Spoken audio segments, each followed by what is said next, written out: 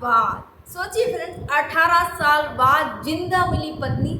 Police जब घर पहुंची और पुलिस ने बताया कि आपकी जो पत्नी है वो जीवित है। स्थान भी बताया कि राजस्थान में भरतपुर में अपना घर करके संस्था है, आश्रम है, जो कि जो भी बिछड़े हुए लोग रहते हैं या जो भी भटक रहे होते हैं लोग, कहीं भी मिलते हैं तो वो ले जाकर उनका ट्रीटमेंट कराते हैं और परिवारजनों से उन लोगों को, बिछड़े हुए लोगों को मिलवाते हैं। ये अपना घर की ये संस्था है, बहुत अच्छा काम कर रहे हैं। सल्यूट है सारे ये जो अपना घर के सारे लोगों को, जो कि ये नेक कार्य, जो कि सराहनीय कार्य कर रहे हैं, बिछड़े हुए लोगों को मिलवा रहे हैं।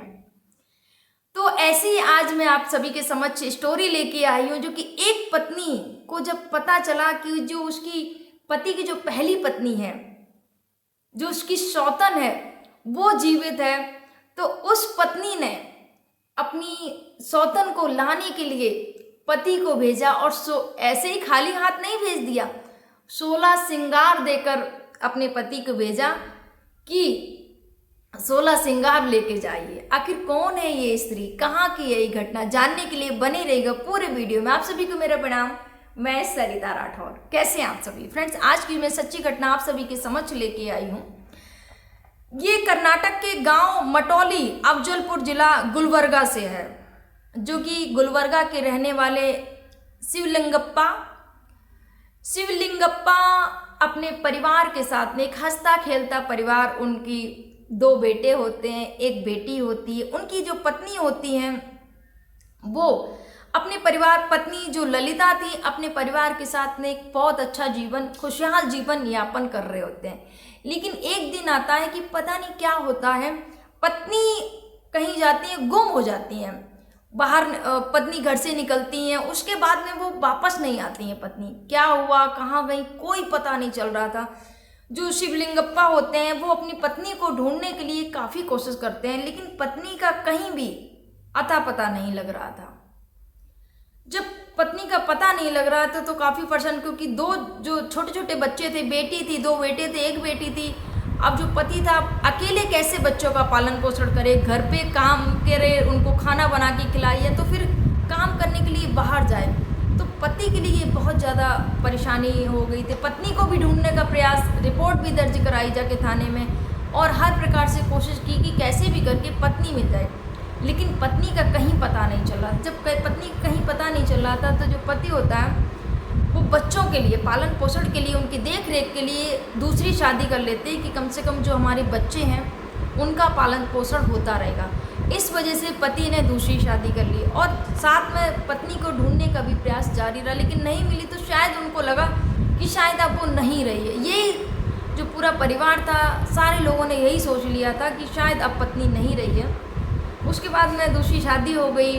पूरा जो परिवार था, 2 बच्चे, 2 बेटे, एक बेटी, और उनकी जो दूसरी पत्नी, बहुत अच्छे से। जो दूसरी पत्नी थी, कभी भी उस पत्नी ने, जो बच्चे थे, कभी भी सौतेलेपन का व्यवहार नहीं किया, और तो और उसने खुद के भी बच्चे नहीं किए कि नहीं ये बच्चे हैं, हमारे ही बच्चे हैं। ये बहुत बड़ी बात है फ्रेंड्स ये। उसके बाद में उन्होंने क्या किया कि चल रही थी उनकी ज़िंदगी, एक कॉल आता है, भरतपुर से एक कॉल आता है कि आपकी पत्नी जिंदा है। जब ये कॉल आया भरतपुर से कि आपकी पत्नी जिंदा है, तो उन्होंने, जो शिवलिंगप्पा होते हैं, अपनी पत्नी से बताते हैं कि भरतपुर से कॉल आया, हमारी पत्नी जिंदा है।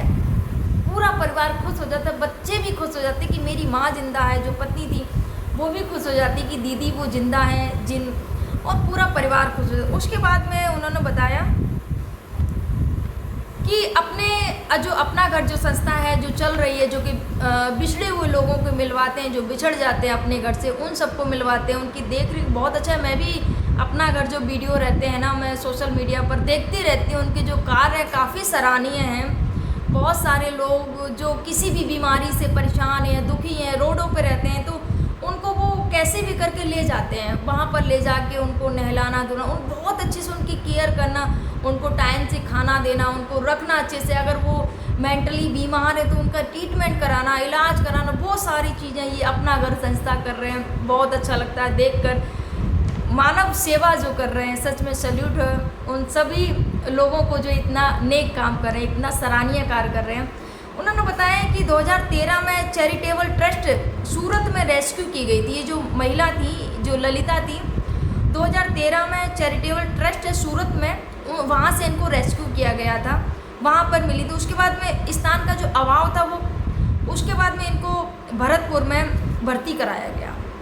अपना घर भरतपुर में इनको भर्ती कराया गया। फिर इनका वहाँ पर उपचार चालू हुआ, क्योंकि इनकी जो हालत थी वो सही नहीं थी, ललिता जी की हालत सही नहीं थी, तो इनका भरतपुर में वहाँ पर उपचार चालू रहा। उनके बाद में इनकी जब स्वास्थ्य में सुधार हुआ, जब इनकी हालत में सुधार हुआ, तो उसके बाद में इनसे पूछा गया कि आप कहाँ की रहने वाली हैं, आपका पता क्या है, वो सब चीज़ें बताई। जब ये एकदम से मेंटली और एकदम से स्वस्थ हो गई, तो फिर उन्होंने अपने घर का पता बताया कि मैं यहाँ कर्नाटक की रहने वाली हूँ। सारा कुछ जब बताया वहाँ पर, तो फिर पुलिस को सूचना दी जाती है।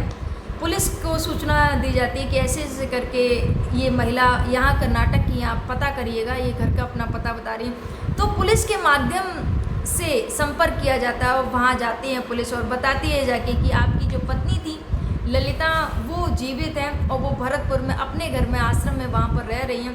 जब ये बात पता चली तो नंबर दिया जाता है, नंबर से वीडियो कॉल से बात की जाती है, पति अपनी पत्नी से बात करते हैं वीडियो कॉल से, तो ये कंफर्म हो जाता है कि हाँ यही मेरी पत्नी है। वीडियो कॉल से बात करने के बाद में जो दूसरी जो पत्नी होती है महानंदा, उनसे शिवलिंगप्पा ने बताया कि जो मेरी पहली पत्नी है, जो कि आज के 13 साल पहले 18 साल पहले जो कि चली गई थी, वो जीवित है।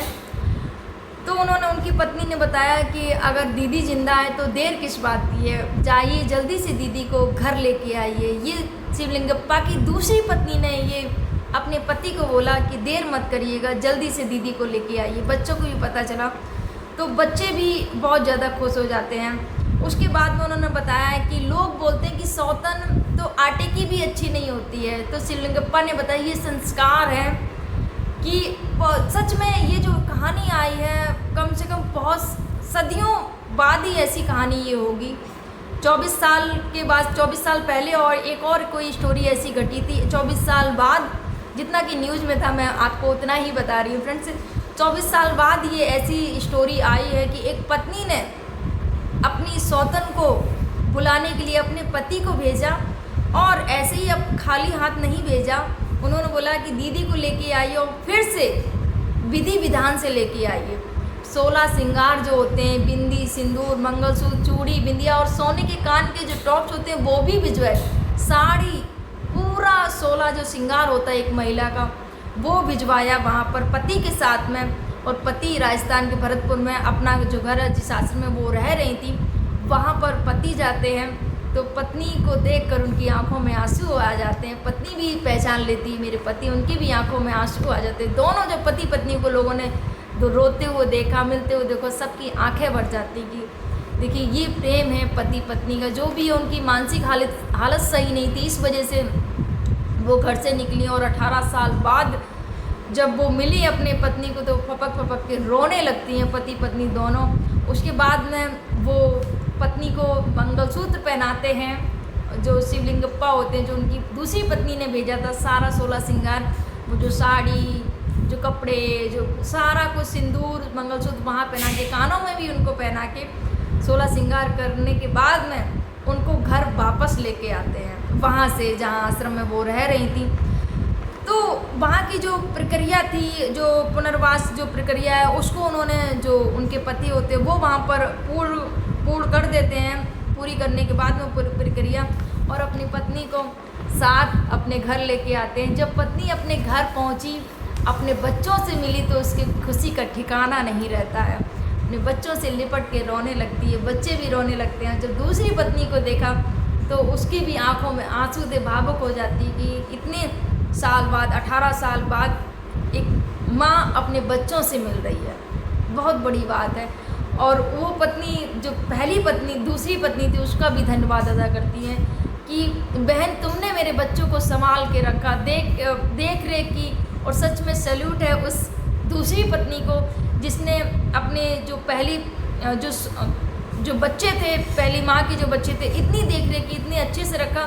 और जब 18 साल बाद उसको पता चला कि जो उसकी शौहर है, उसकी जो सौतन है, पति की जो पहली पत्नी है वो जीवित है, तुरंत उसने तत्परता दिखाई और खुशी जाहिर की और अपने पति से खुद बोला स्वयं कि जाइए दीदी को लेकर आइए।